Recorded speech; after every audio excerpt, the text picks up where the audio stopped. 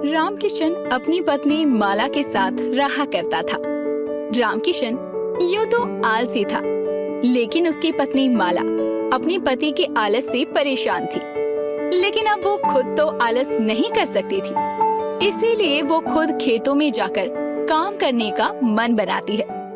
ना जाने मेरी किस्मत में यही आलसी इंसान लिखा था क्या।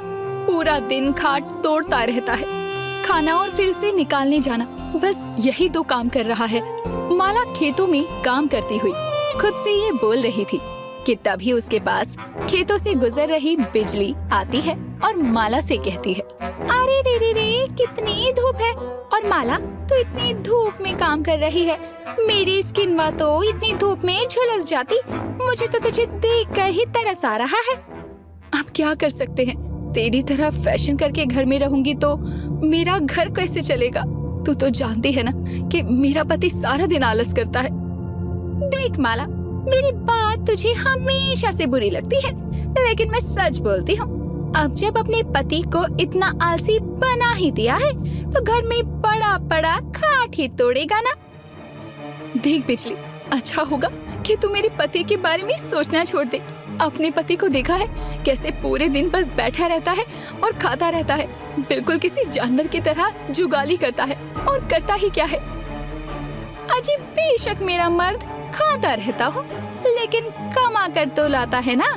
उसी की कमाई से तो इतना सज धज कर लाली लिपस्टिक लगाकर घूमती हूँ।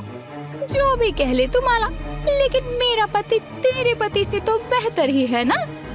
इतना कहकर बिजली वहाँ से चली जाती है, लेकिन माला को बिजली की ये बात खटक जाती है। अब माला टोकरी में बैंगन तोड़कर घर पहुँचती है और घर पहुँचते ही उस टोकरी को पटक देती है।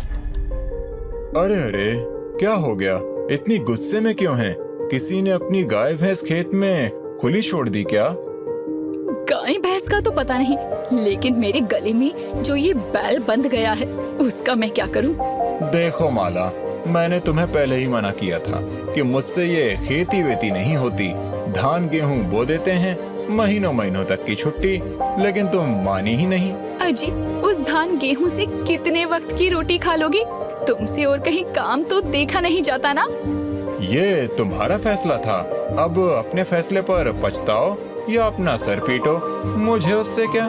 रामकिशन को माला कितना भी ताने दे ले, कितना भी सुना ले, लेकिन उसके कान पर ज्यों तक नहीं रेंगती थी। अब माला भी क्या करती, वो हार कर अपना घर चलाने के लिए काम करती है। माला सुबह घर का काम करके जाती और पूरे दिन खेत में रहने के बाद शाम को लौट कर घर आती और फिर खाना पीना बनाती। लेकिन रामकिशन पूरा दिन खर्राटे मारता रहता। अब एक रोज सुबह सुबह माला खाना बना रही होती है। अजी सुबह हो चुकी है, अब हल्का होने जाओगे या फिर पीछे से लोटा लेकर मैं आऊं? तुम अपना काम करके खेत में क्यों नहीं जाती हो? मुझे जो करना होगा मैं कर लूंगा।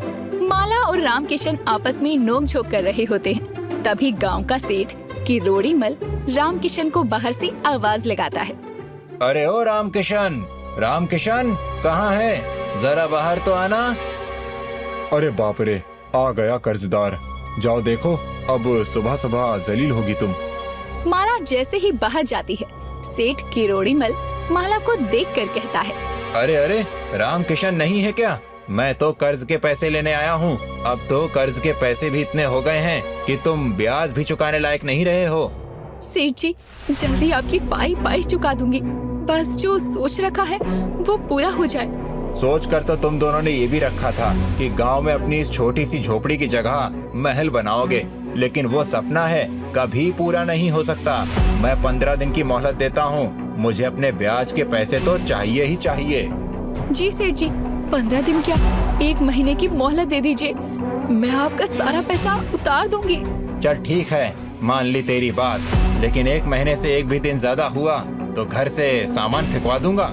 इतना कहकर वो सेठ वहाँ से चला जाता है। अब माला घर में आती है और रामकिशन से कहती है, अजी तुमसे कुछ नहीं होता और कर्जदार आकर तुम्हारी बीवी को सुना जाते हैं तो तुम्हारा खून भी नहीं उबलता क्या?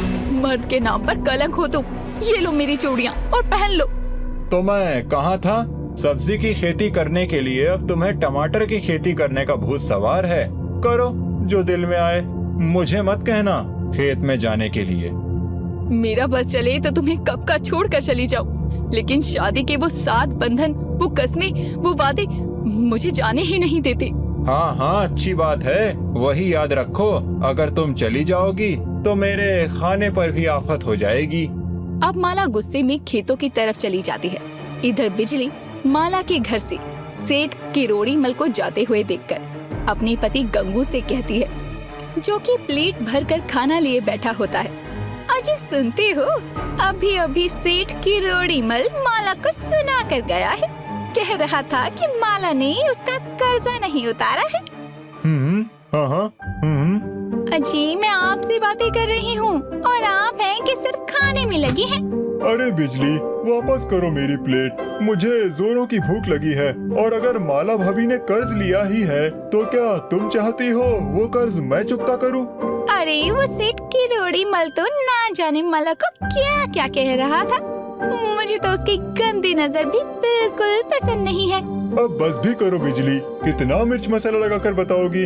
बेचारे से तो चश्मा भी नहीं संभाला जाता, वो माला भाभी को क्या देखेगा? बिजली की हर बात को बढ़ा चढ़ाकर बोलने की आदत थी, और जब वो माला के घर सेठ किरोड़ी मल को देखती है तो उसमें भी 2-4 बातें लगाकर सबको बताती है। लेकिन इधर माला जिस वजह से कर्ज में डूबी हुई थी, उसे आगे बढ़ाने के काम में लगी हुई थी।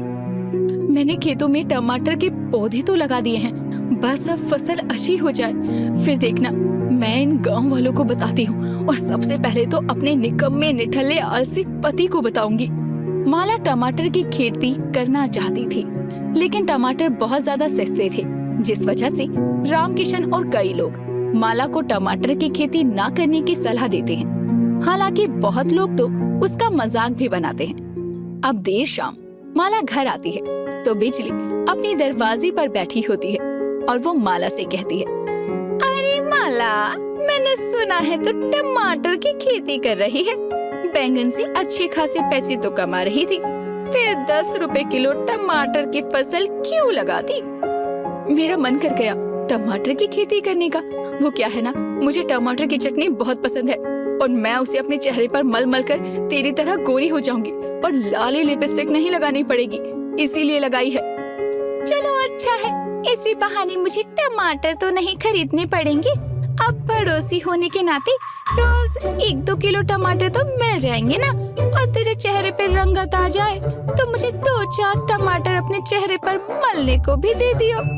सोचना भी मत, 1 किलो टमाटर क्या, मैं तुझे 1 टमाटर ना दूं, और 1 किलो टमाटर से तेरे गंगू का क्या होगा?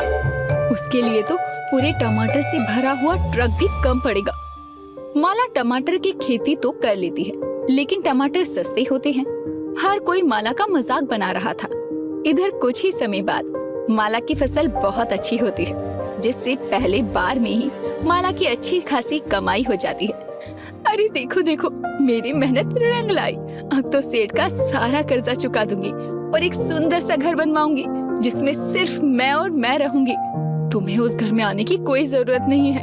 क्या बात है, तुमने तो कमाल कर दिया। वैसे इसमें से थोड़े से पैसे मुझे भी मिल जाते तो मैं तो बस कह रहा था, बाकी मर्जी तुम्हारी। अजी सोचना भी मत, अभी भी वक्त है। बिस्तर छोड़ो और मेरे साथ मेहनत करो, तो इसमें से आधे पैसे तुम्हारे। माला की फसल बहुत अच्छी होती है, गांव वाले भी माला की तरक्की से जलने लगते हैं। माला सेठ के भी सारे पैसे चुका देती है। इतना ही नहीं, पैसे देखकर अच्छे अच्छे की चाल बदल जाती है। ऐसा ही रामकिशन के साथ भी होता है। वो अपना आलसपन और बिस्तर छोड़कर टमाटर के खेत में टमाटर को तोड़ने पहुंचता है। अरे भाई साहब, क्या बात है, पैसे नहीं थे तो टमाटर की खेती में ही पहुंच गए। टमाटर लेने आए हो क्या? अरे नहीं नहीं बिजली भाभी, ऐसी कोई बात नहीं है। वो क्या है ना, बस मैं सोच रहा था थोड़ी मेहनत मैं भी कर लूं। कब तक माला ही खेतों में काम करने आया करेगी? देखिए भाई साहब, मैं तो ठहरी आपकी पड़ोसन और मुझे सब खबर है। वहाँ माला पैसे गिन रही है और आप यहाँ टमाटर तोड़ रहे हैं। कितना फर्क है आप दोनों में। बल्कि पैसे गिनने का काम तो मर्द का होता है और औरत तो बस मेहनत करती है। बात तो बिजली की बिल्कुल सही है, लेकिन वैसे भी आज मेरा पहला दिन है। माला तो खेतों से लगाव रखती है, वो खेतों में जरूर आएगी। ऐसे ही समय बीत रहा था। रामकिशन को माला सुबह उठते ही खेतों में भेज दिया करती और अब रामकिशन ही मंडी जाकर टमाटर बेचकर पैसे लाता और उन सारे पैसों का हिसाब माला रखती। रामकिशन को भी ये सारी चीजें बहुत खटकने लगी। इधर टमाटर के रेट एकदम से गिर जाते हैं। मुझे तो तुम्हें खेत में भेजना ही नहीं चाहिए था, तुम ही पनौती हो जी। जैसे ही खेतों में कदम रखा, लक्ष्मी जी भी नाराज हो गई। माला, मैं बहुत दिनों से देख रहा हूँ, तुम मुझ पर बिल्कुल किसी सेठानी की तरह बर्ताव कर रही हो। मैं तुम्हारा नौकर नहीं, पति हूँ। अभी मेरा दिमाग खराब है, अच्छा होगा कि मुझसे बात ही मत करो, जाओ यहाँ से। रामकिशन खेतों में मेहनत करने लगा था। आलसपन भी उसने छोड़ दिया था, लेकिन उसकी पत्नी की कड़वी बातें सुनकर वो उदास हो जाता है और गांव के बरगद के पेड़ के नीचे जाकर बैठ जाता है। अब राजू कहीं से जा रहा था और वो रामकिशन को देखकर उसके पास आता है। बड़े दिनों बाद नजर आया है रामकिशन। सुना है आजकल तो तू खेतों में भी जाने लगा है, लेकिन कुछ ही समय पहले मैंने ये भी सुना है कि टमाटर के भाव गिर गए हैं। ये सब मेरी बीवी का किया धरा है। वो मुझे नौकर बनाना चाहती है, अब और नहीं। मुझे माला से तलाक चाहिए। अरे रामकिशन, ये तो कैसी बातें कर रहा है। बल्कि माला भाभी तो बहुत समझदार हैं। जब तू पूरे दिन खाट पर पड़ा रहता था तो वो तुझे खाना पानी और खेतों में काम करने भी आया करती थीं। पैसा सबको बदल देता है और पैसे की वजह से उसे घमंड हो गया। टमाटर की खेती करने का फैसला उसका था और जब टमाटर के भाव बढ़े तो उसका अंदाज ही बदल गया। अरे भाई, माला भाभी को अपनी गलती का एहसास हो गया है, उनको माफ कर दो। आखिर गलती तो सबसे होती है ना, क्यों बेकार में इतनी बात बढ़ा रहा है। अरे भाई, जल्दी सब सुलझाओ। मेरे समोसे की चटनी खत्म हो गई है, मुझे चटनी लेने जाना है और मैं ये चटपटा मसाला खाना भी नहीं चाहता। तुम लोग ये जल्दी सब सुलझाओ तो मैं चटनी लेने जाऊं। गंगू, ज्यादा बकवास करी ना बीच में तो तुझे चटनी लगाकर मैं खा जाऊंगा, समझा? और तू भी चुप कर राजू, खुद तो 30 साल का हो गया है, अभी तक शादी नहीं हुई तेरी। मुझे सिखा रहा है क्या करना है क्या नहीं। रामकिशन अब माला के बदले हुए बर्ताव को देखकर ये ठान चुका था कि अब उसे माला के साथ और नहीं रहना है, जिसके बाद अब वो ये फैसला गांव वालों को भी बताना चाहता था। इसीलिए अगले दिन रामकिशन अब गांव में पंचायत बैठाता है, जिसमें गांव के ज्यादातर लोग मौजूद थे। वहां गंगू, बिजली, राजू, माला और भी कई लोग आए हुए थे। जिसके बाद रामकिशन सभी गांव वालों के आगे माला की शिकायत करते हुए कहता है, मुझे माला से तलाक चाहिए, इसीलिए मैंने सभी पंचों को एक साथ बैठाया है। मैंने तुझे कल भी समझाया था और आज भी समझा रहा हूँ, ये जो तू करने जा रहा है वो बहुत गलत है। मुझे मत बता राजू, क्या गलत है क्या नहीं। मैंने माला के साथ जिंदगी काटी है और आगे भी काटने का फैसला किया था, लेकिन माला मेरे साथ खुशी नहीं है। अजी, ये आप क्या कर रहे हैं? आपने एक बार मुझसे पूछना जरूरी तक नहीं समझा कि मैं क्या चाहती हूँ। मुझे आपसे अलग होना है या नहीं, मुझे आपके साथ रहना है या आपसे दूर रहना है। अरे ये सब तो मैं सिर्फ इसीलिए कर रही थी ताकि आपको अकल आ जाए और आप अपना आलस छोड़कर अपने काम पर ध्यान दें। मैं भी तो चाहती हूँ कि मैं सारा दिन घर में आपका इंतजार करूँ और आप मुझे कमा कर ला कर दें, लेकिन आपने तो हमेशा अपने आलस को ही पहले रखा। इसीलिए मैंने जानबूझकर ये सब किया। मानती हूँ मुझ में थोड़ा सा घमंड आ गया था, लेकिन मुझे उसकी इतनी बड़ी सजा मत दीजिए। मुझे आपके साथ रहना है। नहीं माला, टमाटर के भाव के साथ साथ तुम्हारे भाव भी बढ़ गए हैं, मुझे तो बर्दाश्ती नहीं हो रही। इतना सुनते ही माला अपने पति रामकिशन के पैरों में गिरकर रोने लगती है और रामकिशन अपनी पत्नी को भरी सभा में अपने पैरों पर गिरा रोता देखकर समझ जाता है कि उसकी पत्नी जो भी कर रही थी वो उसके लिए ही कर रही थी। भले ही उसमें थोड़ा सा घमंड आ गया था, लेकिन वो अपने पति से अलग नहीं रह सकती। अब अगली सुबह होते ही जब रामकिशन मंडी जाता है तो उसे पता चलता है कि टमाटर के भाव तो आसमान छू रहे हैं। अरे क्या बात है, एक बार फिर लगता है हमारी किस्मत बदलने वाली है। माला, टमाटर के भाव आसमान छू रहे हैं। अब तो टमाटर में मुनाफा हो या घाटा, मुझे तो बस टमाटर की खेती करनी है। रामकिशन जब घर आता है और अपनी पत्नी को ये बताता है कि टमाटर के भाव एक बार फिर बढ़ गए हैं, तो रातों रात रामकिशन के खेत में बिजली और उसका पति मिलकर टमाटर की चोरियां कर लेते हैं। लेकिन बिजली के पैर का एक पायल और गंगू के हर वक्त खाने की आदत से केले का छिलका वहीं गिर जाता है और खेत में बिजली और गंगू आए थे ये सबूत उन्हें मिल जाता है, जिस वजह से अब बिजली और गंगू को टमाटर की कीमत की दुगनी भरपाई करनी पड़ती है। लेकिन असली जीत तो माला की होती है, जो कि अपने फैसले पर अटल रही। साथ ही उसने कर्जदार का कर्ज भी चुकाया और अपने आलसी टमाटर वाले पति को एक मेहनती